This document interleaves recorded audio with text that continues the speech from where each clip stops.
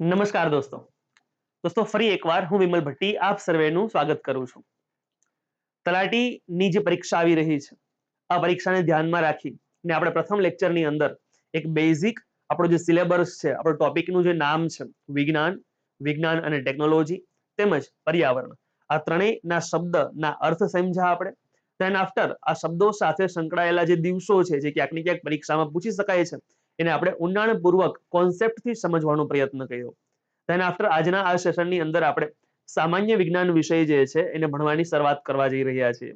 આપણા સિલેબસમાં લખવામાં આવેલું છે રોજબરોજના જીવનમાં ઉપયોગમાં આવતું સામાન્ય વિજ્ઞાન. તો દોસ્તો આજે રોજબરોજના જીવનમાં ઉપયોગમાં આવી રહ્યું છે એ જ મુદ્દાને ધ્યાનમાં લઈ એ જ મુદ્દાને સેન્ટરમાં રાખીને આપણે આ ટોપિકની શરૂઆત કરવા જઈ રહ્યા છીએ. તો એઝ ઇટ ઇઝ દોસ્તો આપ લોકો જે છે એ દર વખતેની જેમ એક નોટ પેન સાથે લઈ જશો, સાથે લઈ લેશો અને અહીંયાથી જે લખાવવામાં આવે છે એ વસ્તુ તમે કટ ટુ કટ જે છે એ લખશો. આપ જાણો છો કે આપણે બધા મુદ્દાઓ જે છે બોર્ડ વર્કના માધ્યમથી ભણીએ છીએ. ક્લિયર છે?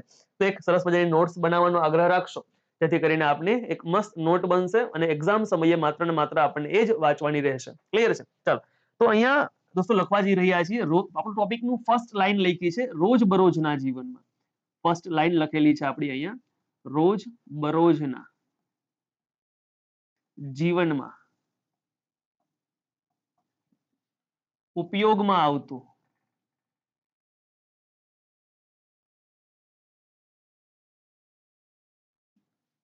વિજ્ઞાન. એટલે આપણે અલ્ટિમેટલી આને day to day life science કહેવું હોય તો પણ કહી શકીએ. ક્લિયર છે? હવે આ વિજ્ઞાનના આપ જાણો છો એમ મુખ્યત્વે 3 ભાગ પડે છે. આ વિજ્ઞાનના મુખ્યત્વે 3 ભાગ અહીંયા પાડવામાં આવી રહ્યા છે. જેમાંથી પહેલો ભાગ જેને આપણે આપણા સિલેબસમાં પણ લખ્યું છે એ ભાગને બોલીએ છીએ આપણે ભૌતિક વિજ્ઞાન. ચલો એ ભાગને બોલીશું આપણે ભૌતિક વિજ્ઞાન એટલે કે ફિઝિક્સ. નંબર 2 બીજો ભાગ જેને બોલીશું આપણે રસાયણ વિજ્ઞાન એટલે કે કેમિસ્ટ્રી. અને નંબર 3 અહીંયા લખવામાં આવેલું છે જીવ વિજ્ઞાન એટલે કે બાયોલોજી. ડન છે? આ 3 મુદ્દાઓ જે છે આપણી ડે ટુ ડે લાઈફ સાયન્સમાં ક્યાંક ને ક્યાંક જે છે કનેક્ટ થઈ રહ્યા છે. તો કેવી રીતે કનેક્ટ થઈએ છીએ એ સમજવાનું છે. ઓફલાઈન ક્લાસમાં એવી રીતે ભણતા હોઈએ છીએ. હું એવું કહેતો હોઉં છું કે સાહેબ તમે સવારે ઉઠો ને ત્યારથી લઈ અને સાંજે સુવો ત્યાં સુધી અને સાંજે સુઈ જાવ ત્યારથી લઈ અને ફરી પાછા સવારે ઉઠો ત્યાં સુધી તમારી સાથે જે છે એ સાયન્સ ક્યાંક ને ક્યાંક કનેક્ટ થતું હોય છે, જોડાતું હોય છે. ડન છે? સાહેબ અહીંયા હું એક તમારી દિનચર્યા બોલવા જઈ રહ્યો છું. તમે જે દિવસ દરમિયાન જે કાર્યો કરો છો એ કાર્યો સાથે સાયન્સ કેવી રીતે કનેક્ટ થાય છે એ ફોર્મથી સમજાવવા જઈ રહ્યો છું. કારણ કે પરીક્ષાએ આપણને પૂછ્યું છે એ ફોર્મથી કે તમે day to day life science day to day life સાથે સાયન્સને કનેક્ટ કરીને ભણો, નહીં કે ભૌતિક વિજ્ઞાન, રસાયણ વિજ્ઞાન કે જીવ વિજ્ઞાન ભણો. નો ડાઉટ દોસ્તો આપણા ત્રણેયના મુદ્દાઓ છે સેપરેટલી આપણા કોર્સની અંદર જે છે એ આપણે સેપરેટલી કરીને તમને આપ્યા છે, સેપરેટ કરીને આપ્યા છે. ક્લિયર છે? પણ અહીંયા આપણે થોડુંક જે છે એ ડે ટુ ડે લાઈફમાં કેવી રીતે યુઝ થાય છે એવી રીતે જે છે સમજવાનો પ્રયત્ન કરવાના છીએ. ડન છે? તો સાહેબ અહીંયા રસાયણ વિજ્ઞાન લખ્યું છે, જીવ વિજ્ઞાન લખ્યું છે અને ભૌતિક વિજ્ઞાન લખ્યું છે. આપણે ત્રણેયને જે છે ક્યાંક ને ક્યાંક આની અંદર બરોબર છે આવરવાનો પ્રયત્ન કરીશું. હવે દોસ્તો દૈનિક દિનચર્યા બોલું છું. સવારે ઉઠતા હશો બધા, ઉઠીને બ્રશ કરીએ છીએ. બ્રશ કરીએ છીએ એટલે દાંત સાથે સંકળાયેલી મુદ્દાઓ જે છે એ અંદર ઇન્ક્લુડ થાય છે. પરંતુ એ આપણા કોર્સની અંદર તમે પ્લે સ્ટોરમાં જઈ અને વિમલ સરસ ક્લાસ નામની એપ્લિકેશન ડાઉનલોડ કરશો તો એમાં તમે કંકાલ તંત્ર નામનો એક ટોપિક જોવા મળશે, સ્કેલેટોન સિસ્ટમ. અને કંકાલ તંત્ર નામના ટોપિકની અંદર જે છે દાંતના સરસ મજાના મુદ્દાઓ જે છે સમજાવવામાં આવેલા છે. હું ફરી પાછો અહીંયા રિપીટ નથી કરતો, થોડોક લાંબો મુદ્દો છે એટલા માટે. સાહેબ બ્રશ કર્યા બાદ જે છે નાહવાની ક્રિયા કરતા હોઈએ છીએ. સાહેબ નાહવાની ક્રિયા, મારો એક સરળ પ્રશ્ન છે આપ સર્વેને કે સાહેબ નાહવાની ક્રિયા માણસ શેનાથી કરતો હોય? તો તમારો એક સરળ જવાબ હશે કે પાણીથી કરતો હોય. ક્લિયર છે? પાણીથી મનુષ્ય જે છે એ નાતો હોય.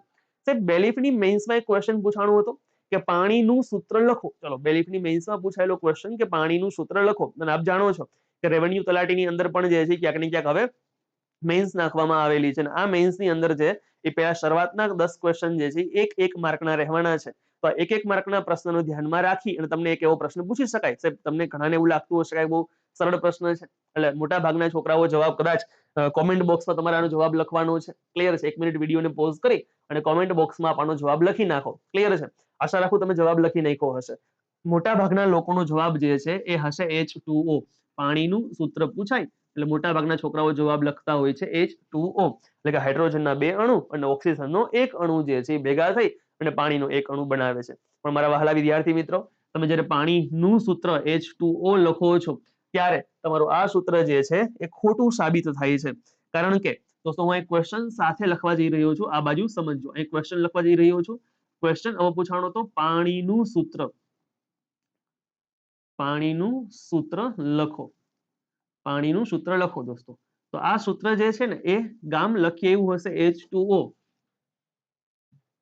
ગામ જે છે એ લખીએ એવું હશે H2O. પણ સાહેબ H2O ની નીચે તમારે લખવાનું છે એટલે આવો L કરવો પડે. સબસ્ક્રિપ્ટની અંદર જે છે એ L ફોર લિક્વિડ આવું તમારે કરવું પડે. સમજો છો તમે? જો તમે આવું L નથી કરતા, ખાલી H2O લખો છો તો જવાબ ખોટો પડે છે. કારણ કે જો હું અહીંયા H2O ની નીચે G કરી નાખું છું, G ફોર ગેસ દોસ્તો, તો આ બની જાય છે વરાળનું સૂત્ર. બીજું હું જો H2O ની નીચે કરી નાખું છું S ફોર સોલિડ, તો આ બની જાય છે બરફનું સૂત્ર. વિદ્યાર્થી પરીક્ષા આપીને આવે, મેઇન્સ આપીને સાહેબ તલાટીની આવશે અને કહેશે સાહેબ કે બહુ ઈઝી ક્વેશ્ચન હતા, પાણીનું સૂત્ર પૂછાણું હતું સાહેબ, હું લખી એવું H2O, ક્લાસ કરવાની કોઈ જરૂર નહોતી, કવિ પાસ થઈ જાય. ના બાપુ ના, કવિ એમ પાસ ના થાય. સમજો છો? કવિને L લખવો પડે અને આ L લખવા માટે કવિને વિમલ સર પાસે અથવા તો કોઈ પણ જગ્યા ઉપર જે છે એ ક્લાસ કરવા પડે. તો શું સમજી રહ્યા હશો? ડન છે. બહુ સરળ મુદ્દાઓ છે, આપણે હાથે કરી અને અઘરા બનાવતા હોઈએ છીએ. કોન્સેપ્ટ સમજો. 2 પ્રકારના વિદ્યાર્થીઓ હોય છે. એક કોન્સેપ્ટ સમજીને જઈ રહ્યો છે પરીક્ષામાં, એના માટે પ્રશ્નપત્ર સહેલું છે. એક કોન્સેપ્ટ સમજ્યા વગર જઈ રહ્યો છે, એના માટે પ્રશ્નપત્ર અઘરું છે. પેપર અઘરું કે સહેલું હોતું નથી, આપણી તૈયારી ઉપર ડિપેન્ડ કરે છે કે પેપર અઘરું હશે કે સહેલું હશે. જેમ કે મારી પાસે ભણેલા છોકરાઓ નોબેલ પુરસ્કાર ભણેલા હોય તો એને કોન્સ્ટેબલની એક્ઝામમાં નોબેલના પ્રશ્નો સહેલા લાગ્યા હોય. સમજો છો તમે? જે નથી ભણેલા એના માટે પ્રશ્નો કેવા હશે? બટ ઓબ્વિયસ અઘરા હશે. ક્લિયર છે? સેમ એવી રીતે ચાલો દોસ્તો, અહીંયા હું લખું છું H2O, હાઇડ્રોજનના 2 અણુ અને ઓક્સિજનનો 1 અણુ. થોડુંક આપણે જે છે એ અહીંયા નામકરણ કરીએ. તો દોસ્તો આપણે આ O જે છે એ O ને બોલતા હોઈએ છીએ ઓક્સિજન. O ને બોલીએ છીએ ઓક્સિજન. અને H ને આપણે બોલીએ છીએ હાઇડ્રોજન. ચાલો, H ને આપણે બોલીશું હાઇડ્રોજન. મિત્રો એકદમ પાયેથી શરૂઆત કરું છું. તમે પહેલી વખત સાયન્સ ભણો છો ને એવી રીતે બધી વસ્તુ બેઝિક થી લઈ અને એન્ડ સુધી સૌ લોઅર લેવલના ક્વેશ્ચન થી લઈને ટોપ લેવલના ક્વેશ્ચન સુધી જે છે તમને ભણાવવાનો પ્રયત્ન કરીશ. ડન છે? અને સેમ આવી રીતે જ આપણે એપ્લિકેશનની અંદર બધા ટોપિકો જે છે ભણાવેલા છે. ડન. ચાલો દોસ્તો, અહીં લખું છું ઓક્સિજન. તો દોસ્તો હું ઓક્સિજન લખતો હોય તો આપણા સિલેબસમાં શોધક વાળો એક મુદ્દો લખવામાં આવેલો છે. ડન. તો અહીં હું ઓક્સિજન નો શોધક લખી શકું.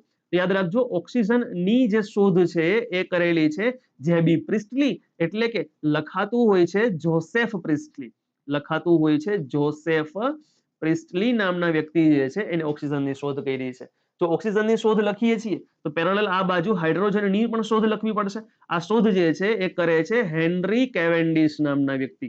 હેનરી કેવેન્ડિશ નામના વ્યક્તિ જે છે, કેવેન્ડિશ નામના વ્યક્તિ હાઇડ્રોજનની શોધ કરે છે. બહુ બેઝિક ક્વેશ્ચન કે ઓક્સિજનનું પ્રમાણ જે છે એ વાતાવરણની અંદર 21% રહેલું હોય છે, જ્યારે હાઇડ્રોજનનું પ્રમાણ જે છે એ વાતાવરણની અંદર 0.00055, યાદ રાખજો 0.00055% જે છે એ હાઇડ્રોજન જોવા મળે છે આપણને. બીજું દોસ્તો, આ જે હાઇડ્રોજન છે ને, હાઇડ્રોજન ક્લિયર છે, એ દહનશીલ વાયુ છે. હાઇડ્રોજન જે છે એ દહનશીલ વાયુ છે. દહનશીલ વાયુ એટલે શું? તો જે વાયુ પોતે સળગતો હોય ને મિત્રો એને દહનશીલ વાયુ કહેવાય. અને જે વાયુ પોતે સળગતો હોય તો આપણે એ વાયુનો એઝ અ ઈંધણ તરીકે, એઝ અ ફ્યુલ તરીકે ઉપયોગ કરતા હોઈએ છીએ. તો અહીંયા હું લખી શકું આ જે હાઇડ્રોજન વાયુ છે, હાઇડ્રોજન વાયુ છે એનો એઝ અ ફ્યુલ તરીકે ઉપયોગ થાય છે. પણ કઈ જગ્યાએ? તો આન્સર યાદ રાખજો, અવકાશયાનની અંદર. રેવન્યુ તલાટીના સિલેબસની અંદર અવકાશ વિજ્ઞાન પણ તમને પૂછવામાં આવેલું છે. દોસ્તો આ અવકાશ વિજ્ઞાનની અંદર જે છે એ આપણે લોન્ચિંગ વ્હીકલ્સ જેના વિશે વાત કરેલી છે. લોન્ચિંગ વ્હીકલ્સની અંદર લોન્ચિંગ વ્હીકલ્સના એન્જિન જે છે એ ભણાવેલા છે. આ એન્જિનની અંદર ક્રાયોજેનિક એન્જિન પણ તમને ભણાવવામાં આવેલું છે. અને આ ક્રાયોજેનિક એન્જિનમાં ત્રીજા સ્ટેજની અંદર લિક્વિડ હાઇડ્રોજનનો ઉપયોગ કરવામાં આવે છે. બહુ ડિટેલમાં ત્યાં ભણાવેલું છે, અહીંયા મોડેલમાં વાત દોસ્તો નથી કરતા, ક્લિયર છે. પણ આ જે હાઇડ્રોજન જે છે એ એવી રીતે અવકાશયાનમાં એઝ અ ફ્યુલ તરીકે વાપરવામાં આવતું હોય છે. તો એક વસ્તુ લખી શકાય આપણે સિમ્પલ એઝ અ પ્રિલિમ્સના દ્રષ્ટિકોણથી જે છે, ક્લિયર છે. પ્રશ્ન એવો જ પૂછાશે કે ભાઈ હાઇડ્રોજન વિશે નીચેના વિધાનો ધ્યાને લો, આવો પ્રશ્ન પૂછી નાખે અને એમાં એકાદું વિધાન એવું લખી નાખે કે સાહેબ હાઇડ્રોજનનો ઉપયોગ અવકાશયાનની અંદર એઝ અ ઈંધણ તરીકે ઉપયોગ લેવામાં આવે અથવા કરવામાં આવે છે, તો આ વિધાન જે છે સાચું બને છે. ડન, લખી શકાશે અવકાશયાનમાં બળતણ તરીકે વપરાય. અવકાશયાનની અંદર એઝ અ ફ્યુલ તરીકે હાઇડ્રોજન વાયુ વાપરવામાં આવે છે.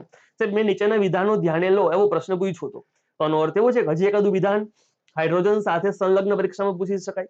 તો યાદ રાખજો દોસ્તો, હાઇડ્રોજનનો બીજો એક ઉપયોગ, ઘણા બધા ઉપયોગો છે પણ એમાંથી હજી એક ઉપયોગ જે છે એ વનસ્પતિ તેલમાંથી વનસ્પતિ ઘી બનાવવા માટે થઈ રહ્યો હોય છે. ફરી પાછું બોલું છું, તમે જે વનસ્પતિ તેલમાંથી વનસ્પતિ ઘી બનાવવામાં આવે છે જેને આપણે ખોટું ઘી, ડાલડા ઘી ઓ શબ્દ પ્રયોગ કરીએ છીએ, તો આ ઘી બનાવવા માટે હાઇડ્રોજન વાયુની હાજરી જરૂરી છે. આથી આ પ્રક્રિયાને હાઇડ્રોજીનેશનની પ્રક્રિયા જે છે બોલવામાં આવે છે. સીધો દોસ્તો મુદ્દો અહીંયા તમને વિધાનમાં લખી શકાશે, પૂછી શકાશે. એ લખી શકું છું વનસ્પતિ તેલમાંથી વનસ્પતિ ઘી બનાવવા માટે, ઘી બનાવવા માટે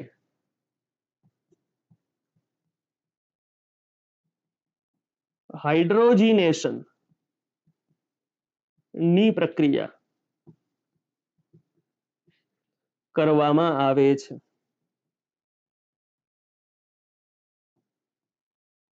હાઇડ્રોજીનેશનની પ્રક્રિયા જે છે કરવામાં આવે છે. ડન, અહીંયા આપણે યાદ રાખીશું હાઇડ્રોજીનેશનની પ્રક્રિયા. અહીંયા આપણે યાદ રાખીશું હાઇડ્રોજીનેશનની પ્રક્રિયા. ડન છે દોસ્તો. ચાલો, અહીંયા લખ્યું છે આપણે આ દહનશીલ વાયુ છે. તો દોસ્તો યાદ રાખજો ઓક્સિજન જે છે એ દહન પોષક વાયુ છે.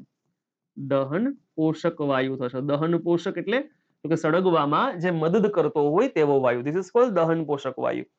તમે દિવાસળી સળગાવો છો, ટેબલ ઉપર રાખો છો, એના પર કાચનો ગ્લાસ ઢાંકી દો છો, થોડા સમયમાં દિવાસળી એની મેળે ઓલવાઈ જશે. દિવાસળીની લંબાઈ હજી બાકી, સળગવાનું લાકડું હજી પાછળ બાકી છે સાહેબ, છતાંય એની મેળે ઓલવાઈ ગઈ છે. એનું કારણ છે કે હવે એ દિવાસળીને બહારથી જે ઓક્સિજન મળી રહ્યો છે એ ઓક્સિજન મળતો નથી સાહેબ, અને ઓક્સિજન ન મળતો હોય તો સ્વાભાવિક વાત છે એ શું થશે, ઓલવાઈ જશે. ડન છે. બીજું દોસ્તો, સાહેબ અહીં આપણે હાઇડ્રોજન લખી રહ્યા છીએ. જો હું હાઇડ્રોજન લખતો હોય ને તો મને યાદ આવે કે આજે હાઇડ્રોજન જે છે એ સૌથી હલકું તત્વ છે. શબ્દો પર ફોકસ કરજો, હું વાયુ નથી બોલી રહ્યો, તત્વ બોલી રહ્યો છું. તો અહીંયા હું હાઇડ્રોજન વિશે એક સરસ મજાની લાઈન ઉપર લખી આપું છું. હાઇડ્રોજન જે છે એ સૌથી હલકું તત્વ છે. સાહેબ વાયુ નથી, પણ જો તમને પરીક્ષામાં વાયુ પૂછાય, પરીક્ષામાં તમને સૌથી હલકો જે છે એ વાયુ પૂછાય તો હું તમને થોડુંક અહીંયા નોંધ કરી અને લખી આપવા જઈ રહ્યો છું સૌથી હલકો વાયુ. એક્ઝામમાં રહેશે સૌથી હલકો વાયુ, અને સૌથી હલકો વાયુ જે છે એનું નામ રહેશે હિલિયમ. સૌથી હલકો વાયુ નામ રહેશે હિલિયમ. ચાલો, અહીંયા નામ રહેશે હિલિયમ રહેશે, સંજ્ઞા રહેશે એની He. હિલિયમની સંજ્ઞા રહેશે He.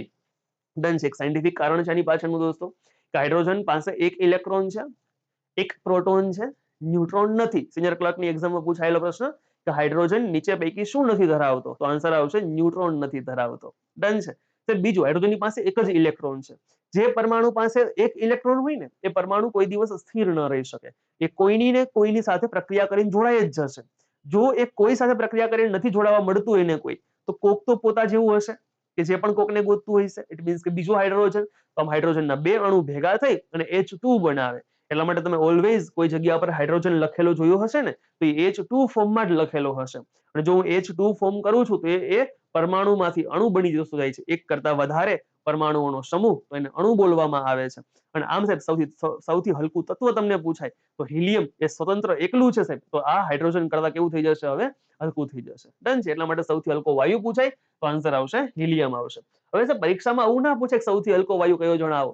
પરીક્ષામાં આવો પ્રશ્ન પૂછાય કે ઉત્તરાયણ પર, પરીક્ષામાં પ્રશ્ન દોસ્તો આવો પૂછાશે, પરીક્ષામાં પ્રશ્ન આવો પૂછાશે કે ઉત્તરાયણ પર ફુગ્ગામાં કયો વાયુ ભરવામાં આવે છે. ડન છે. ગામ ઘા કરતું લખી આવશે હિલિયમ, બરાબર છે. જેવું હિલિયમ લખે છે તો પરિણામ વખતે જે છે ફુગ્ગો ફૂટી જાય છે. ડન છે. તો ધ્યાન શું રાખવાનું છે કે અહીંયા તમને પરીક્ષાની અંદર જયારે પૂછાય કે ઉત્તરાયણ પર ફુગ્ગામાં કયો વાયુ ભરવામાં આવે, ચલો હું લખી આપું છું તમને અહીંયા લખી આપું છું ઉત્તરાયણ પર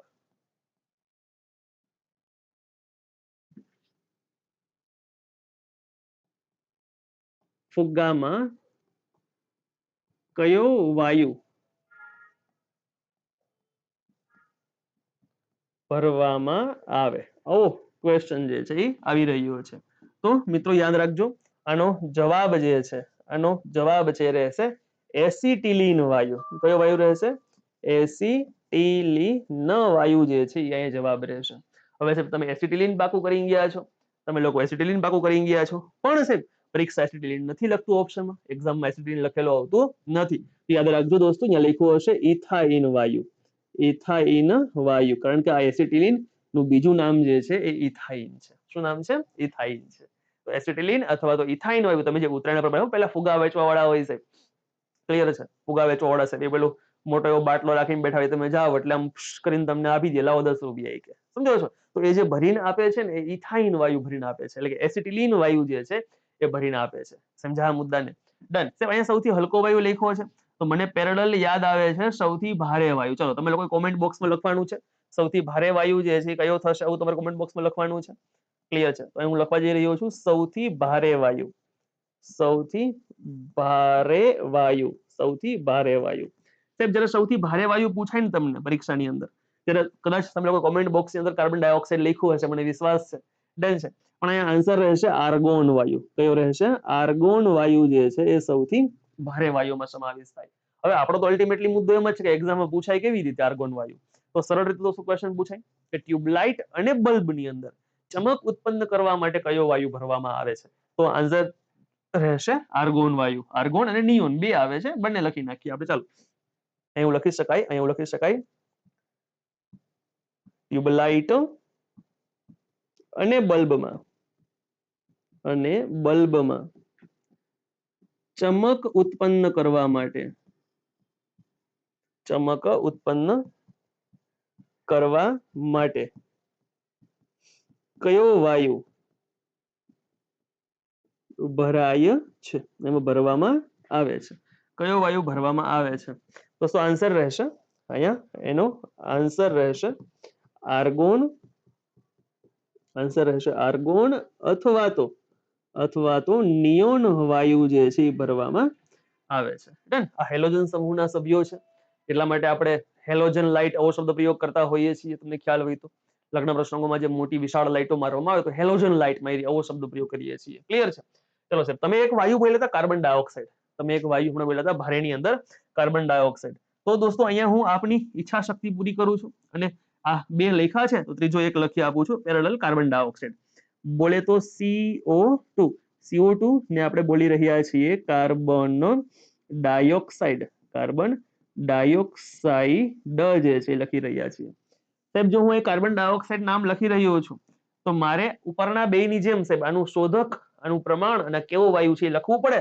ડન છે? પછી હું સાહેબ થોડીક ભારે વાળી વાતો કરવાની. ડન છે? તો પહેલા સાહેબ લખી નાખીએ છીએ કાર્બન ડાયોક્સાઇડ વાયુની શોધ, CO2 વાયુની શોધ જે છે એ કરે છે જોસેફ બ્લેક નામના વ્યક્તિ. જોસેફ બ્લેક નામના વ્યક્તિ આની શોધ કરે છે. તેના પર કાર્બન ડાયોક્સાઇડનું પ્રમાણ એટમોસ્ફિયરમાં કેટલું હશે? તો આન્સર રહેશે 0.038%. મિત્રો યાદ રાખજો, મિત્રો પરફેક્શનથી લખ્યું છે 0.038. આપણે મેથેમેટિક્સમાં એવું ભણતા હોઈએ કે છેલ્લો આંકડો જે છે 5 કરતા વધુ હોય તો એને આપણે આગળના આંકડામાં એડ કરીએ છીએ. તો એમાં લખવું હોય તો હું 0.04% આવું લખવું હોય તો પણ લખી શકું, 0.04 લખવા હોય તો પણ જે છે હું લખી શકીશ. Done. Than after carbon dioxide જે છે એ દહન શામક વાયુ છે. દહન શામક વાયુ. દહન શામકનો અર્થ શું થશે? તો કે કોઈ વસ્તુ સળગી રહી છે તો એને ઓલવવા માટે જવાબદાર છે, અને દહન શામક વાયુ હોવાના કારણે આ કાર્બન ડાયોક્સાઇડ જે છે એનો ઉપયોગ જે છે એ અગ્નિશામક, આનો ઉપયોગ જે છે એ અગ્નિશામક જે સિલિન્ડર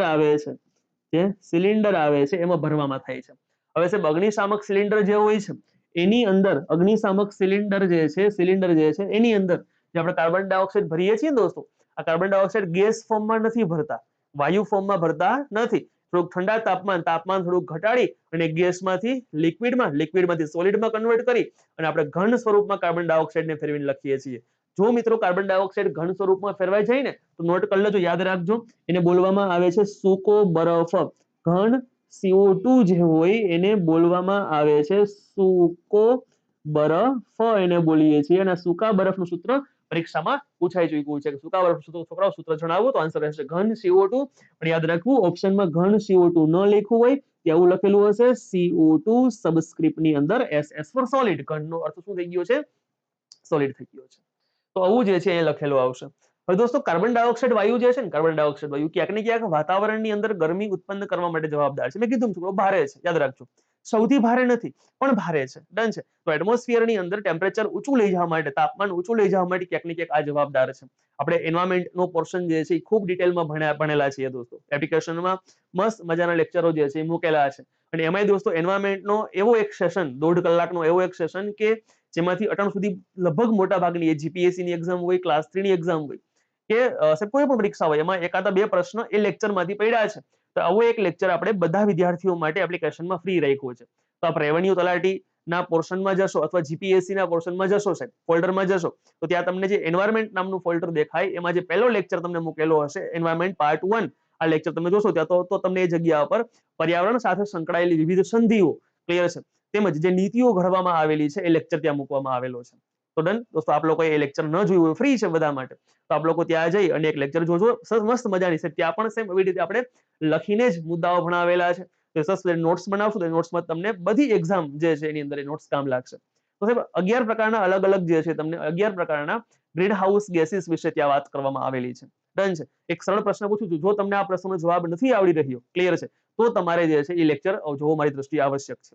સાહેબ ગ્રીન હાઉસ ગેસીસ વિશે બધાને ખ્યાલ હોય, પણ પરીક્ષામાં પ્રશ્ન પૂછાશે કે સૌથી વધુ વાતાવરણ પર એટલે કે તાપમાન પર અસર કરતો ગ્રીન હાઉસ ગેસીસ કયો છે, અથવા તો સૌથી વધુ નુકસાન પહોંચાડતો ગ્રીન હાઉસ ગેસીસ કયો છે. ડન છે. ગ્રીન હાઉસ ગેસ કયો છે, આ પ્રશ્નનો આન્સર જો તમને આવડે છે તો તમે કોમેન્ટ બોક્સમાં લખી શકો છો, અને જો નથી આવડતો તો તમે લોકો જે છે એ પેલી એપ્લિકેશનમાં જઈ અને એન્વાયરમેન્ટના ફોલ્ડરમાં જઈ અને પહેલો લેક્ચર જે છે એ ખૂબ સરળતાથી ત્યાં મૂકવામાં આવેલો છે. તમને આનો ક્વેશ્ચનનો આન્સર ત્યાં મળી જશે. બહુ સરસ આન્સર ત્યાં લખવામાં આવેલો. ચલો આગળ વધીએ છીએ. હું વાત કરું છું કાર્બન ડાયોક્સાઇડ વાયુ CO2 નું. નીચે હશે એટમોસ્ફિયરમાં તાપમાનમાં વધારો કરશે તો સાહેબ મારે છે ને એ આ ટેમ્પરેચર પર ધ્યાન રાખવું પડશે. આ ધ્યાન રાખવા માટે હું માણસો ઉપર તો વિશ્વાસ કરીશ નહીં. મશીન તો સાહેબ ઘડીએ ઘડીએ મુકાશે એની ફરતી બાજુએ. તો સાહેબ હું ફાયદો ઉઠાવીશ સેટેલાઇટનો. હું કોનો ઉપયોગ કરીશ? સેટેલાઇટનો ઉપયોગ કરીશ. દોસ્તો અહીંયા જે ઉપગ્રહ મૂકવામાં આવ્યો છે, એટલે સાહેબ હવે કાર્બન ડાયોક્સાઇડ એક વિશે ઉપગ્રહ મૂકવો, પછી સલ્ફર ડાયોક્સાઇડ માટે અલગ ઉપગ્રહ મૂકવો, નાઇટ્રસ ઓક્સાઇડ માટે અલગ ઉપગ્રહ મૂકવો, અલગ અલગ વાયુઓ માટે જે વાયુઓ નડી રહ્યા છે એના માટે અલગ અલગ ઉપગ્રહ મૂકવા એના કરતા બેટર છે કે આપણે એક જ ઉપગ્રહ મૂકીએ અને એ તમામ ગ્રીન હાઉસ ગેસીસના પ્રમાણ અંગે આપણને માહિતી આપતા રહીએ. કેટલા વધે છે, કેટલા ઘટે છે, એના વિશે આપણને વાત કરતા રહીએ. તો આ હેતુથી એક ઉપગ્રહ પ્રક્ષેપિત કરવામાં આવેલો છે અને નામ છે એનું સત્યભામા સેટેલાઇટ. મિત્રો યાદ રાખવું, નામ રહેશે સત્યભામા સેટેલાઇટ. તો ગ્રીન હાઉસ ગેસીસનું પ્રમાણ અંગે માહિતી પ્રાપ્ત કરવા માટે કયો ઉપગ્રહ પ્રક્ષેપિત કરવામાં આવેલો છે, આવું તમને પૂછી શકાય દોસ્તો. યાદ રાખજો, તલાટીના મેઇન્સના પ્રશ્નપત્રની અંદર 1 માર્કમાં તમને આવો પ્રશ્ન પરીક્ષામાં પૂછી શકાય. ક્લિયર છે. હું અહીંયા દોસ્તો શોર્ટમાં લખવા જઈ રહ્યો છું. ગ્રીન હાઉસ ગેસીસ અંગે માહિતી મેળવવા માટે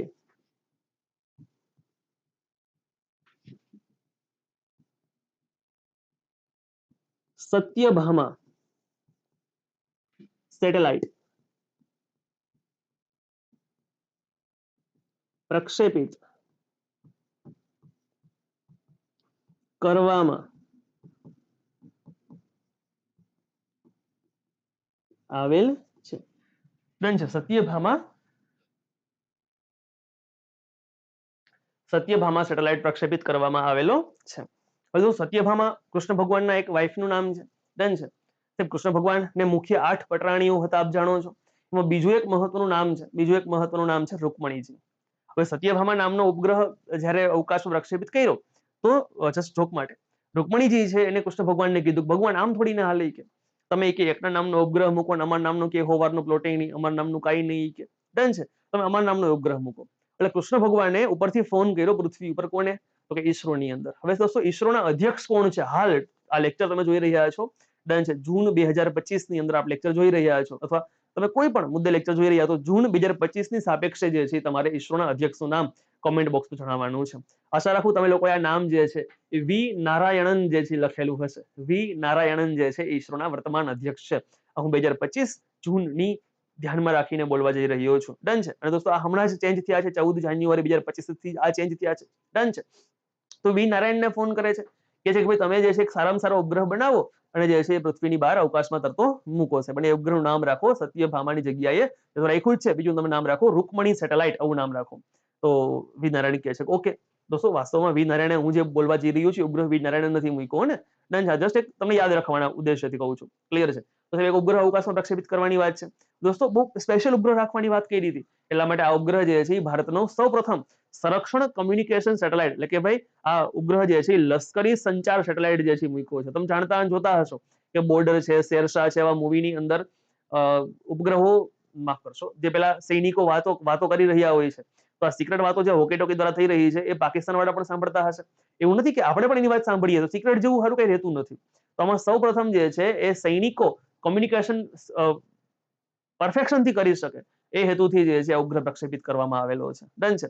તો એક્ઝામમાં પ્રશ્ન પૂછાય કે ભારતનો સૌપ્રથમ સૈન્ય સંચાર ઉપગ્રહ કયો? તો આન્સર રહેશે રૂકમણી સેટેલાઇટ. ડન મિત્રો યાદ રાખજો આન્સર રહેશે રૂકમણી સેટેલાઇટ આનું નામ રહેશે. ડન છે. આપ સૌથી પહેલા છે નેવી માટે યુઝ કરતા હતા અને હવે આપણે આને જે છે આર્મી માટે પણ યુઝ કરીએ છીએ. હું થોડુંક તમને મને વિશ્વાસ તમને યાદ નહીં રહે. ક્લિયર છે. એટલે નોંધ કરી લેજો દોસ્તો. હું લખી આપું છું અને થોડુંક નોંધ કરી અને અહીંયા તમને હું લખી આપું છું કે ભારતનો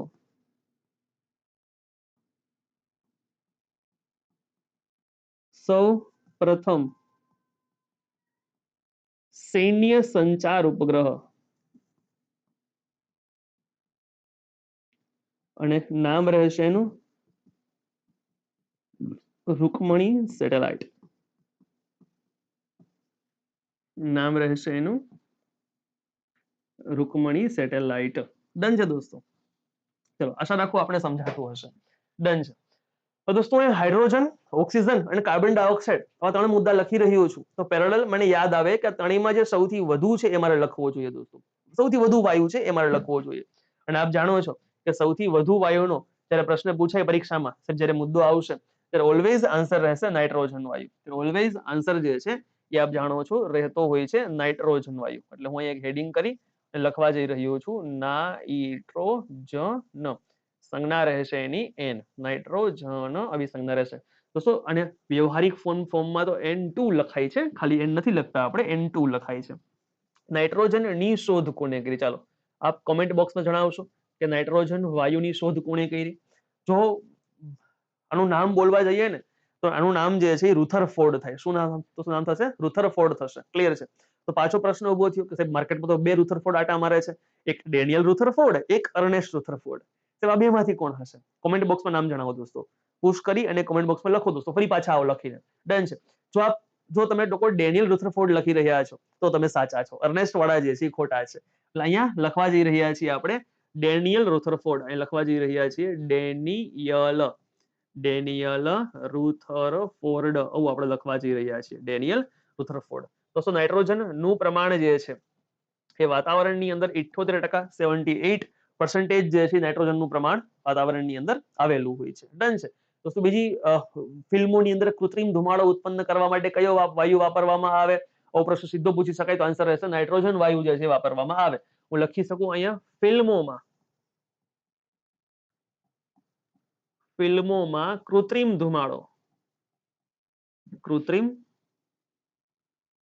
ધુમાડો ઉત્પન્ન કરવા માટે અથવા ઉત્પન્ન કરવામાં વપરાય.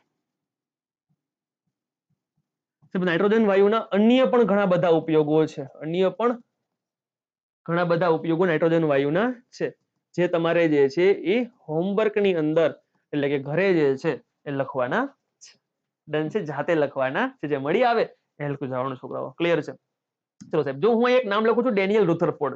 હું બે નામ મિત્રો બોલ્યો હતો. એક બોલ્યો ડેનિયલ રુથરફોર્ડ અને બીજું બોલ્યો તો હું અર્નેસ્ટ રુથરફોર્ડ. તો તમને ફરી પાછો ક્વેશ્ચન થવો જોઈએ કે અર્નેસ્ટ ભાઈ છે એને એના નામથી કોઈ શોધ બોલે છે? તો કે જી હા સાહેબ માર્કેટમાં પૂછાયેલી શોધ બોલે છે. અર્નેસ્ટ ભાઈના નામ સાથે સંકળાયેલી શોધ કે જેનું નામ છે દોસ્તો પ્રોટોન. શું નામ છે? પ્રોટોન.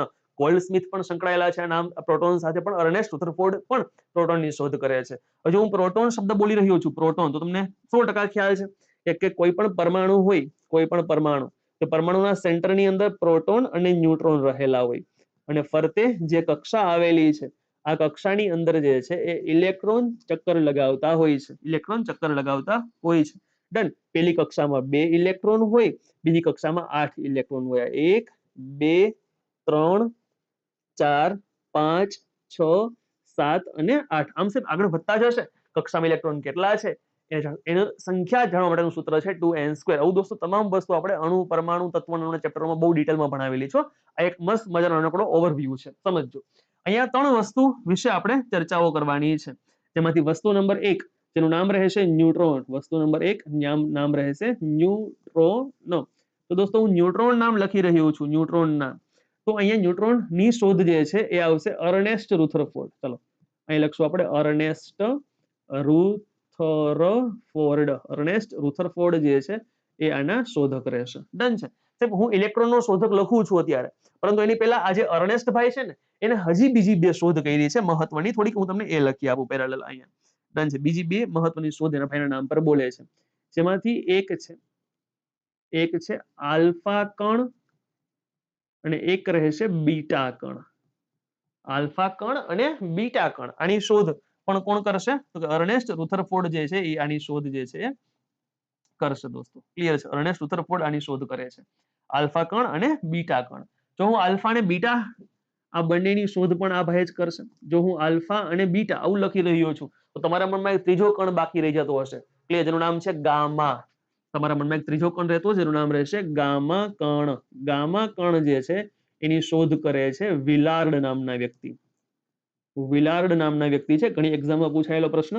ગામાની શોધ કોણ કરે છે? વિલાર્ડ નામના વ્યક્તિ ગામા કણની શોધ કરે. ચલો ફરી પાછો હું નીચે અહીંયા કરું છું. ન્યુટ્રોન બાદ લખવા જઈ રહ્યો છું અહીંયા ઇલેક્ટ્રોન.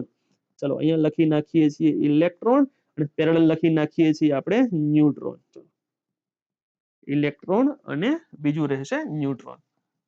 ઇલેક્ટ્રોન ની શોધ આપ જાણો છો, દોસ્તો, ઇલેક્ટ્રોન ની શોધ જે છે એ કરે છે જે થોમ્સન. જે થોમસન જે છે ઇલેક્ટ્રોન ની શોધ કરે છે, અને ન્યુટ્રોન ની શોધ જે છે એ કરે છે દોસ્તો 1 મિનિટ.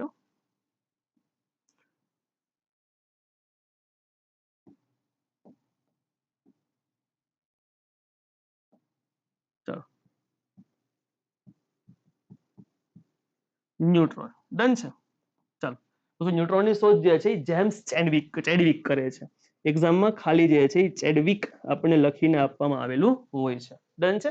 જેમ્સ ચેડવિક જે છે એ ન્યુટ્રોનની શોધ કરે છે. ડન છે દોસ્તો? ચાલો દોસ્તો આગળ વધીએ છીએ. હવે મેં એક સ્ટ્રક્ચર ડ્રો કર્યું, નમૂનો ડ્રો કર્યો. આ આખા સ્ટ્રક્ચરને, આ નમૂનાને બોલવામાં આવે છે પરમાણવીય નમૂનો, અને બોલવામાં આવે છે પરમાણવીય નમૂનો. ક્લિયર છે? આ પરમાણવીય નમૂનો જે છે એ દોસ્તો એની શોધ કરી છે બોહર નામના વ્યક્તિએ. ક્લિયર છે? Niels Bohr. આની શોધ કરે છે નિલ્સ બોહર નામના વ્યક્તિ. એટલા માટે જ બોલાય છે બોહરનો પરમાણવીય નમૂનો. યાદ રાખજો. જે થોમ્સન ને નોબેલ પુરસ્કાર મળેલો છે, નિલ્સ બોહર ને પણ નોબેલ પુરસ્કાર મળેલો છે. ડન છે સાહેબ? પરીક્ષામાં તમને પ્રશ્ન આવો તો હું એવું ન કહી શકું ન પૂછી શકાય, પૂછી શકાય છે.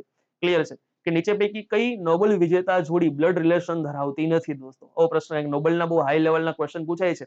યુટ્યુબમાં આપ લોકો વિમલ ભટ્ટી સર્ચ કરશો, તમને એમાં એક નોબેલનો સરસ મજાનો એક લેક્ચર મળશે. આ લેક્ચરમાંથી તમને મોટા ભાગની એક્ઝામમાં જો નોબેલના પ્રશ્નો આવશે તો દોસ્તો એમાંથી આન્સર તમને મળી જશે. ડન છે? લેક્ચર બહુ સરસ આપણે શૂટ કરીને મૂક્યો છે એની અંદર. નિલ્સ બોહરનો છોકરો દોસ્તો એજ એન બોહર. દોસ્તો એજ એન બોહર જે છે, ક્લિયર છે, એ નિલ્સ બોહરનો, માફ કરશો, જે થોમ્સનનો છોકરો જોર્જ પેડેડ થોમ્સન.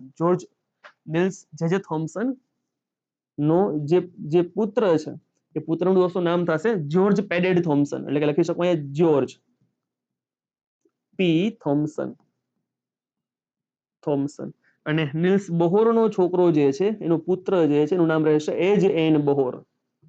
એજ એન બોહર. ડન છે? એજ એન બોહર. ક્લિયર છે?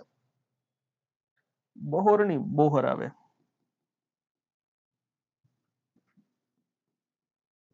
એજ એન બોહર. ક્લિયર છે? સાહેબ આ પિતા પુત્રની જોડી છે, આ પિતા પુત્રની જોડીને નોબેલ પુરસ્કાર મળ્યો છે, યાદ રાખજો આ બંનેને નોબેલ પુરસ્કાર મળેલો છે, નોબેલ પુરસ્કાર જે છે પ્રાપ્ત થયો છે. મેં બ્લડ રિલેશન ની વાત કરી, બ્લડ રિલેશન દોસ્તો હજી એક આવશે, બ્લડ રિલેશનમાં નોબેલ પુરસ્કારમાં હજી એક આવશે જેનું નામ હું લખવા જઈ રહ્યો છું, અહીંયા નામ લખવા ચાલો જઈ રહ્યા છીએ આપણે એનું, મેરી ક્યુરી નામ આવશે, મેરી ક્યુરી. દોસ્તો મેરી ક્યુરી ની જે છોકરી છે, દીકરી છે, મેરી ક્યુરી ની જે પુત્રી છે એને પુરસ્કાર મળ્યો છે જેનું નામ રહેશે ઇરેન, ઇરેન જોલિયટ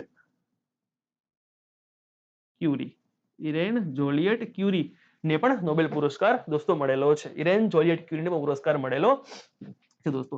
આ પણ બ્લડ રિલેશનમાં આવશે, આ બંનેને પણ જે છે એ નોબેલ પુરસ્કાર મળેલો છે, નોબેલ પુરસ્કાર જે છે એ પ્રાપ્ત થયેલો છે. ડન છે. હવે સર જો બ્લડ રિલેશન નો પૂછાય ને તમારે યાદ રાખો ત્રણ બ્લડ રિલેશનમાં પિતા પુત્રમાં સાચા પડે, બ્લડ રિલેશનમાં સાચા. ડન છે. હવે સાહેબ એક્ઝામમાં ભૂલ પડવા માટે એક નામ લખીને તમને આપશે, જે નામ લખશે અહીંયા હેમિલ ફિશર અને અહીંયા લખશે હાન્સ ફિશર. હવે જુઓ દોસ્તો અહીંયા ફિશર ફિશર સરનેમ સેમ છે, ફિશર ફિશર સરનેમ સેમ છે, પણ યાદ રાખવું Hemil Fisher હાન્સ Fisher, Hemil Fisher જે છે એ ગુરુ છે અને હાન્સ ફિશર જે છે એ શિષ્ય છે. ડન છે. હાન્સ ફિશર છે એ શિષ્ય, ટૂંકમાં આ ગુરુ શિષ્યની જોડી છે. ડન છે, ગુરુ શિષ્ય. આ બ્લડ રિલેશનમાં નથી, યાદ રાખજો આ બ્લડ રિલેશનમાં છે નહીં sir. This is the right answer. KBC માં એકવાર 7 કરોડનો પ્રશ્ન પૂછાણો હતો, ગયેલી કોન્સ્ટેબલની એક્ઝામમાં નોબેલ પુરસ્કારના પ્રશ્નો પૂછાણા દોસ્તો. ડન છે. તો એ પ્રશ્નને ધ્યાનમાં રાખીને આપણે એવું ન કહી શકીએ કે આવો આ ટાઈપનો પ્રશ્ન ન પૂછી શકાય, જે આ ટાઈપનો પ્રશ્ન પૂછી શકાય એટલે આપ જાણતા હશો કે આપ મેરિટની અંદર જે છે ને દોસ્તો એ ગામ કરતા 1 માર્ક વધુ લઈ આવો. ડન છે. જો ગામ કરતા 1 માર્ક વધુ લઈ આવો છો મેરિટમાં ઘણો ફેર પડે છે, આપ જાણો છો. ડન છે. તો એક હવે આ લેવલની આ ટાઈપની પ્રિપેરેશન કરી ને જે છે આપણે પરીક્ષા ખંડમાં જવું પડશે દોસ્તો. સમજ્યા તમે? ચાલો તો કંઈક આપણે આ રીતની વાતો કરી રહ્યા હતા. સાદી ભાષામાં કહું તો નાવાની ક્રિયા કરતા હતા ને, દૈનિક દિન છોકરાઓ ભૂલતા નહીં હો નાજી, દૈનિક દિનચર્યા જ બોલી રહ્યો છું. ડન છે. આપણે નાહવાની ક્રિયા કરી રહ્યા હતા. ક્લિયર છોકરાઓ? જોયું તમે? નાહ્યા એટલે ખાલી H2O લખ્યું, આપણે નાહવાની પ્રક્રિયા કરી, એ H2O માંથી કેટલી વસ્તુઓ જે છે એ આપણે બહાર કાઢી છે દોસ્તો. આ બધું day to day life science છે, ક્યાંક ને ક્યાંક આપણા જીવન સાથે સંકળાયેલા મુદ્દા છે. ડન છે. સાદી ભાષામાં દોસ્તો કહું તો અભી તો સિર્ફ નહેલાયા હે. હું આમ કરતા કરતા તમને સુવડાવીશ ને સાંજે એક મસ્ત મજાનું સ્વપ્ન દેખાડીને, ત્યાં સુધીમાં આખું સાયન્સ જે છે એ તમારી ડે ટુ ડે લાઈફ સાથે કનેક્ટ કરી અને તે ભણાવી દઈશ તમને. અને સાહેબ આ બધા મુદ્દાઓ જે તમારી આવનારી તમામ ક્લાસ 3 ની પરીક્ષાઓ હોય છે, એમાં રેવન્યુ તલાટી હોય તો પણ આવી જશે, બીજી કોઈ પણ એક્ઝામ હશે આવી જશે. ડન છે. એની સાથે મુદ્દાઓ જે છે ને કનેક્ટ આપણે કરી લેશું આ જગ્યા ઉપર. ડન છે. નામ જ સાહેબ તમારું સિલેબસ ભૌતિક વિજ્ઞાન, રસાયણ વિજ્ઞાન અને જીવ વિજ્ઞાન જે છે તમને કનેક્ટ કરી અને ભણાવવામાં આવશે. ડન છે. ચલો દોસ્તો થોડીક હજી એક ક્રિયા હજી એક ક્રિયા જે છે હું તમને આગળ ભણાવું, તમને થોડુંક વધારે આઈડિયા વધુ ખ્યાલ આવે એના માટે. ડન. ચલો અમુક કહેશે આ તો એક ક્રિયા વિશે વાત થઈ, આગળની ક્રિયા સમજજો. અહીંયા દોસ્તો ધેન આફ્ટર જે છે એ હું લખવા જઈ રહ્યો છું, નાહ્યા બાદ શરીર સાફ કરતા હોઈએ છીએ અને શરીર સાફ કર્યા બાદ જે છે એ તૈયાર થતા હોઈએ છીએ. તૈયાર થવાની વાત આવે એટલે બે ઘડી હસી મજાક માટે દોસ્તો કે છોકરાઓ છે આનો જવાબ નહીં આપે, બહેનો જે છે એના પર ફોકસ કરશું આપણે. તૈયાર થવાની ક્રિયામાં દોસ્તો પાવડર લગાડવામાં આવતો હોય છે, પાવડર. ક્લિયર છે? પાવડર નાસાવાળા લોકો હજી શોધે છે, નાસાવાળા લોકો હજી રિસર્ચ કરે છે આ મુદ્દા પર કે આ બહેનો આમ હાથમાં પાવડર લઈ અને આમ કરી અને આમ ધોઈ હુકામ નાખે છે. ડન છે. આમ અડધી ઇકોનોમી નીચે વહી ગયું ઘણી વખત એવું ફીલ થાય. ડન છે. શા માટે ઢોરી નાખે છે? ક્લિયર? ચલો થોડો યાનું સોલ્યુશન નહીં આવે. ડન છે. પણ દોસ્તો તૈયાર શા માટે થવું પડે? હારું આપણે ઘણી વખત આપણે વિચાર આવે, સમજ્યું ને ત્યારે વિચાર આવે હારું કે યાર ભગવાને બોડી ફિગર પરફેક્ટ આપ્યું છે તો થોડો કલર કામમાં ફોલ્ટ રાખી દીધો. ડન છે. અમુકને કાળા, અમુકને ધોળા, અમુકને મીડિયમ રંગના બને, એવું શા માટે? ડન છે. તો દોસ્તો યાદ રાખજો સ્કિનનો જે કલર છે આ કલર માટે જવાબદાર છે મેલિનિન નામનું એક રંજક દ્રવ્ય. ડન છે. સ્કિનનો જે કલર છે એ કલર માટે જવાબદાર છે મેલિનિન નામનું એક રંજક દ્રવ્ય. એટલે હું અહીંયા જે છે એ નંબર 1 કરી લખવા જઈ રહ્યો છું મેલિનિન. નંબર 1 કરી લખવા જઈ રહ્યો છું મેલિનિન. ડન છે. મેલિનિન ની સામે લખી શકીએ ચામડીનો રંગ નક્કી કરતું રંજક દ્રવ્ય. મિત્રો યાદ રાખજો કોઈ પણ જગ્યા પર રંજક દ્રવ્ય આવું લખેલું છે, કોઈ પણ જગ્યા પર રંજક દ્રવ્ય આવું લખેલું છે તો એ રંગ સૂચવતો હોય. જેમ કે વનસ્પતિ છે એમાં ક્લોરોફિલ નામનું રંજક દ્રવ્ય રહેલું છે, હરિતકણ નામનું રંજક દ્રવ્ય રહેલું છે. તો હરિતકણ શું કરે છે? વનસ્પતિનો લીલો રંગ જે છે સૂચવે છે. ડન છે. તો અહીંયા એક આપણે સરળ મુદ્દો ભણી શકીએ કે મેલિનિન જે છે, મેલિનનું પ્રમાણ જેમ શરીરની અંદર વધુ હોય એમ વ્યક્તિ ચામડી સ્કિન જે છે એ કાળી દેખાય. ડન છે. અને જેમ મેલિનિનનું પ્રમાણ ઓછું હોય એમ સ્કિન ચામડી જે છે એ સફેદ દેખાય, એટલે કે રૂપાળી દેખાય. ડન છે. હવે સાયન્ટિફિક દ્રષ્ટિકોણથી જોવા જઈએ ને તો જેમ તમારી સ્કિનમાં મેલેનિન વધારે હોય ને એમ સ્કિન તમારી સારી છે. તો આને મારી દ્રષ્ટિએ એવું કહી શકાય કે આફ્રિકા અને વેસ્ટ ઇન્ડિઝના લોકો માટે ગુડ ન્યૂઝ કહેવાય. એની સ્કિનમાં મેલેનિન કેવું છે? ભરપૂર છે. દોસ્તો આ જ મુદ્દાને ધ્યાનમાં રાખીને સાયન્ટિફિક દ્રષ્ટિકોણથી જોવા જઈએ ને તો વિશ્વમાં સૌથી સારી સ્કિન જે છે ને ક્લિયર છે એ આફ્રિકા અને વેસ્ટ ઇન્ડિઝના લોકોની છે. ડન છે. સાહેબ આપણા વાળનો કાળો રંગ, આપણી આંખની કીકીનો કાળો રંગ જે છે આ પણ મેલેનિનને આભારી છે. મેલેનિન ઘટે તો આપણે રૂપાળા દેખાશું, મેલેનિન વધે તો આપણે જે છે કાળા દેખાશું. તો સાહેબ એક ક્વેશ્ચન ઉભો થઈ રહ્યો છે કે મેલેનિન વધે તો ચલો આનંદની વાત સારી બાબત કહેવાય, પણ એવું બને તો કે જો શરીરમાંથી મેલેનિનનો નાશ થઈ જાય, તો શરીરમાંથી મેલેનિનનો નાશ થાય, ક્લિયર છે, તો જે રોગ નિર્માણ પામે છે ઓલ ધોરું થઈ જશે, બધું ધોરું, છોકરાઓ વાળ સફેદ, આંખની કીકી સફેદ, સ્કિન જે છે એ પણ સફેદ થઈ જશે. ડન છે. તો હું અહીંયા જે છે એ અહીંયા મેલેનિન સાથે અહીંયા એક મુદ્દો લખવા જઈ રહ્યો છું. જો મેલેનિનનો શરીરની અંદર નાશ થાય, તો શરીરમાં મેલેનિનનો નાશ થાય, તો નાશ થાય દોસ્તો તો એક રોગ થશે અને એ રોગનું નામ થશે આલ્બિઝમ. એ રોગનું નામ થશે આલ્બિઝમ અથવા આલ્બિનિઝમ પણ આને લખવામાં આવે છે. આલ્બિઝમ નામનો રોગ થશે અને આ આલ્બિઝમ નામનો રોગ છે એ યાદ રાખવું એ વારસાગત રોગ છે. વારસાગત રોગ અથવા લખી શકીએ આપણે અહીંયા આનુવંશિક. આ વારસાગત અથવા તો આનુવંશિક રોગ રહેશે. ડન છે. ચાલો, વારસાગત અથવા તો આનુવંશિક રોગ. તમે ઘણી વખત મેળામાં આવા લોકો જોયા હશે કે જેની સ્કિન, વાળ, આંખ બધું સાહેબ સફેદ હોય, પ્રોપર જોઈ શકતા ન હોય, એની આંખ એકદમ ઝીણી કરી અને જોવાનો પ્રયત્ન કરતા હોય. ડન. છોકરાઓ જે ટોપિક ભણીશું એ ટોપિક સાથે જે ડિસીઝ કનેક્ટ થતા હશે, ડિસીઝ હું તમને ત્યાં ઇન ડેપ્થ ભણાવતો જઈશ ને. આગળ પણ બધા સેશનમાં આપણે આ જ રીતે કરેલું છે કે જે ટોપિક ભણતા હશું એનો ડિસીઝ ત્યાં કનેક્ટ થતો હોય, ડિસીઝ ભણી નાખ્યો છે, કોઈ દિવસ કનેક્ટ દિવસ ભણાવી નાખ્યો છે જગ્યા ઉપર, કોઈ સંસ્થા કનેક્ટ થઈ રહી છે સંસ્થા ભણાવી નાખી છે જગ્યા ઉપર. જેથી કરીને દોસ્તો તમને એક જગ્યા ઉપર ઘણી બધી વસ્તુઓ છે એક સાથે યાદ રહી જાય. ડન છે. અલગ અલગ થી મજૂરી ન કરવી પડે. સાયન્સ કેમ ભણાય તમને એક ખ્યાલ આવ્યો હશે, સમજો તમે. ચાલો દોસ્તો, પરીક્ષામાં ભૂલ પડાવવા માટે પરીક્ષામાં જ્યારે પૂછવું છે મારે તો અહીંયા મેલિનિન ની સાથે એક બીજો શબ્દ લખી દેશે તમને, તેનું નામ રહેશે મેલિટીન. ચલો, બે સરખા સમાન ઓપ્શન આવે એટલા માટે એક લખી આપશે શબ્દ મેલિટીન. મેલિટીન. આ જે મેલિટીન છે એ દોસ્તો યાદ રાખજો આગિયા અથવા તો મધમાખી માં રહેલ વિષ. આજ્ઞા અથવા તો મધમાખી જ્યારે આપણને કરડે છે, આપણા શરીરમાં જે દાખલ કરે છે જે વિષ, દોસ્તો ધીસ ઇઝ કોલ્ડ મેલિટીન. ડન છે. આજ્ઞા અને મધમાખીનું પૂછે તો જ મેલિટીન આવશે. ડન છે. ઘણા વખત કહેતા કે લાલ કીડી આવે તો બહુ ફેમસ, આપ જાણો છો દોસ્તો, નંબર 3 કરીને લખવા જઈ રહ્યો છું અહીંયા. ડન છે. લાલ કીડી આવે તો અહીં લખશું આપણે ફોર્મિક એસિડ. લાલ કીડી આવે તો લખશું ફોર્મિક એસિડ. આખા ગામને આવડે છે કે લાલ કીડીમાં ફોર્મિક એસિડ રહેલો હોય, પણ પ્રશ્ન બહુ સરળ રીતે પૂછી નાખે પણ ઓપ્શનમાં ફોર્મિક એસિડ ન લખે તો યાદ રાખજો આન્સર આવશે મિથેનોઇક એસિડ. ફોર્મિક એસિડનું બીજું નામ છે મિથેનોઇક એસિડ. મિથેનોઇક એસિડ જે છે એ બીજું નામ છે. ડન છે. Methanoic acid. હવે દોસ્તો મિથેનોઇક એસિડ અથવા ફોર્મિક એસિડ લખી શકાય લાલ કીડીમાં. લાલ કીડીમાં રહેલ વિષ. લાલ કીડીમાં રહેલું વિષ જે છે એ ઓળખાય છે ફોર્મિક એસિડના નામથી. ડન છે. અહીં છે મેલિનિન લખ્યું, મેલિટીન લખ્યું. દોસ્તો હજી આવો એક સમાન શબ્દ છે, નંબર 4 કરીને લખું છું, જેનું નામ છે મેલાટોનિન. નંબર 4 રહેશે મેલાટોનિન. મેલાટોનિન આપણે ખ્યાલ હોવો જોઈએ કે મેલાટોનિન જે છે એ આપણી ઊંઘ માટે જવાબદાર અંતઃસ્ત્રાવ છે. જે પિનિયલ ગ્લેન્ડ, જે મસ્તિષ્કમાં આવેલી છે પિનિયલ ગ્લેન્ડ, એમાંથી મેલાટોનિનનો સ્ત્રાવ થઈ રહ્યો છે. ડન છે. સાહેબ લખી આપું છું.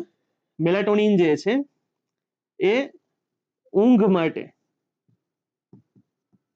જવાબદાર અંતઃસ્ત્રાવ છે. અંતઃસ્ત્રાવ છે. ઊંઘ માટે જવાબદાર અંતઃસ્ત્રાવ છે. ડન છે. જે પિનિયલ ગ્લેન્ડ માંથી આ અંતઃસ્ત્રાવ થઈ રહ્યો છે. ગ્રંથિઓ નામના મુદ્દામાં તમને ડિટેલમાં ત્યાં ભણાવેલો છે. એક સરળ પ્રશ્ન પૂછું તમને, ચલો એક માસૂમ પ્રશ્ન, કે આજે મેલાટોનિન જે છે, મેલાટોનિનનો સ્ત્રાવ કયા પ્રાણીમાં સૌથી વધુ હોય છે? કયા પ્રાણીમાં સૌથી વધુ થાય છે? કયા પ્રાણીમાં સૌથી વધુ થાય છે? ડન છે. વિડીયો પોસ્ટ કરી અને સાહેબ આન્સર કોમેન્ટ બોક્સમાં લખજો.